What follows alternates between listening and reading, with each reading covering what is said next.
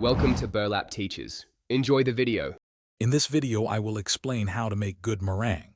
To begin, separate your egg whites carefully, ensuring no yolk contaminates them. Room temperature egg whites whip up with more volume, so let them sit out for about 30 minutes. Always use a very clean, grease-free bowl and whisk attachment. Gradually add your sugar, about 2 tablespoons at a time, allowing it to fully dissolve before adding more.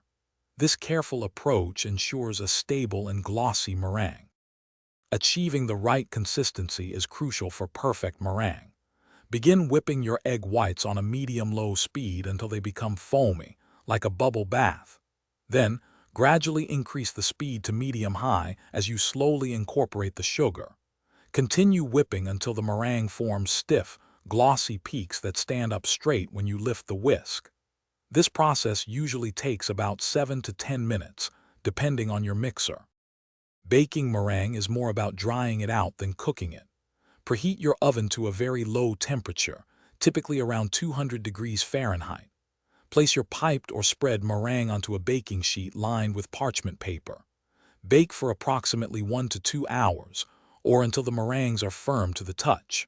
Then, turn off the oven and leave the meringues inside to cool completely, which helps them become wonderfully crisp and prevents cracking.